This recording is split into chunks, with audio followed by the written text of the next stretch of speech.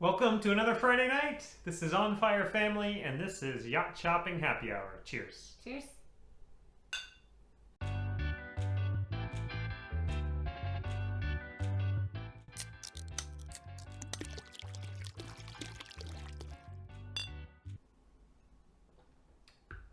If you are new with us this week, what we do on Friday nights is we pour a couple of drinks. In this case, we have a hot tea.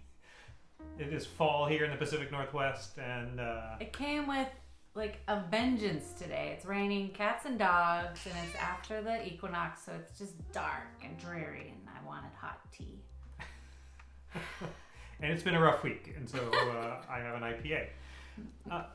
What we normally do here on Friday nights is we pull up Yacht World and we go shopping for our Great Loop boat.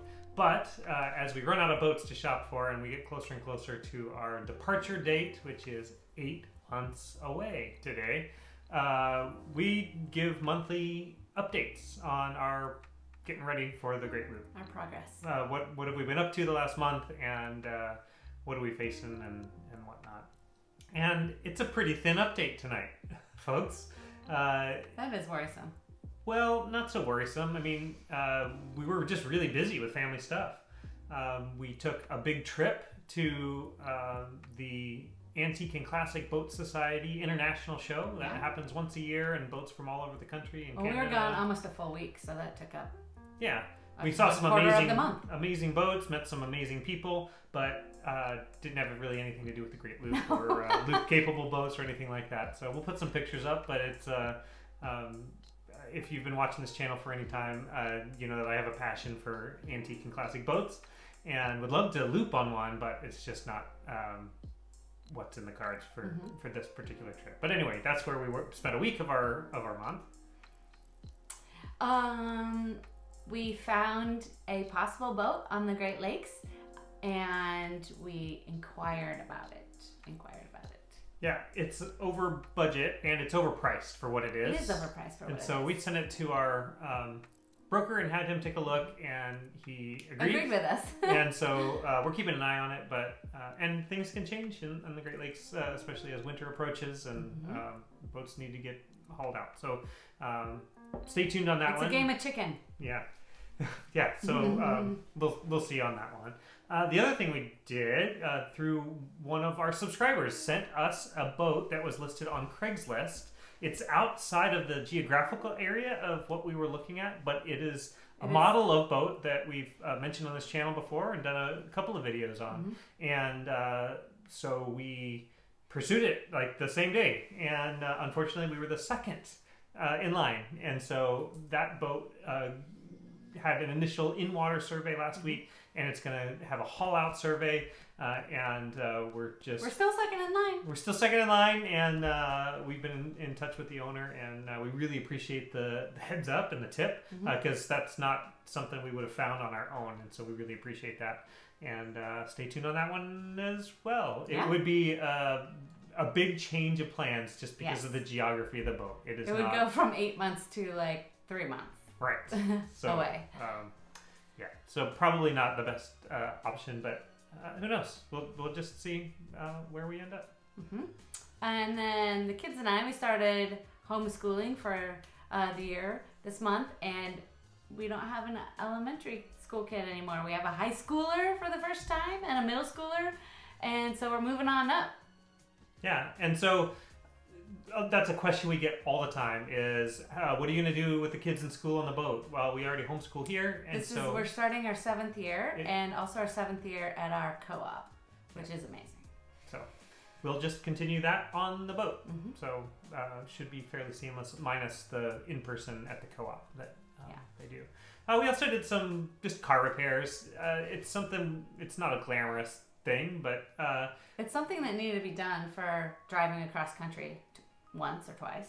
Yeah, so our plan is when we start the Great Loop is to load up the car and maybe tow a U-Haul trailer with all our junk that we would take on the Great Loop and drive it across country, and then park it and store it on the loop wherever we buy the boat.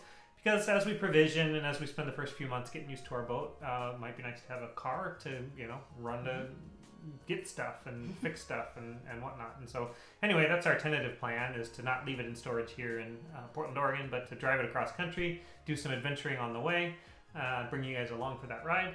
And so it needed to be pretty functional. And so we had some major work done. Had some suspension work done. Mm-hmm. You went on a trip? I went on a trip. It was supposed to be doing another boat show with some boat shopping along the way. And sea shanties. Yeah, there's a pretty famous wooden boat show in Port Townsend, Washington that I've never been to in 20 years of living here. And so this was the year I was going to do it, and then it got canceled from COVID. Like 2 days before.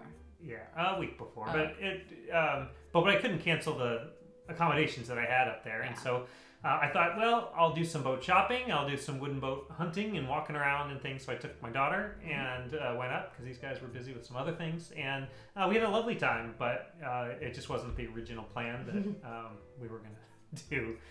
But it was fun nonetheless, and someday I'll totally make it to that show. And we saw some good boats in the water and out of the water too. We walked through a boatyard that had some pretty cool things up on land too.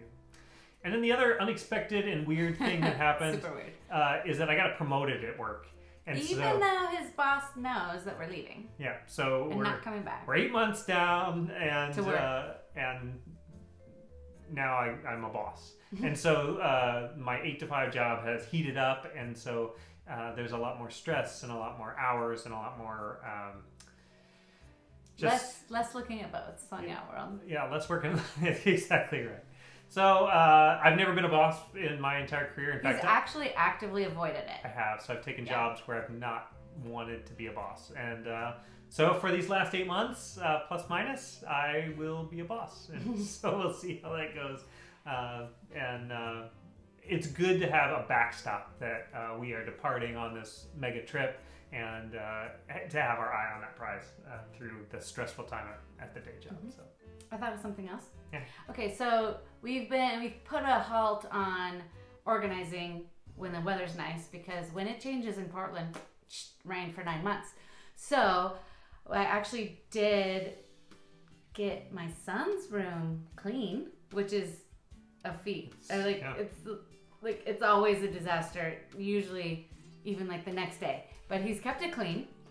And so now I feel like we can move on to other areas of the house that need to be downsized before we have other people move into our home while we're gone. Yeah.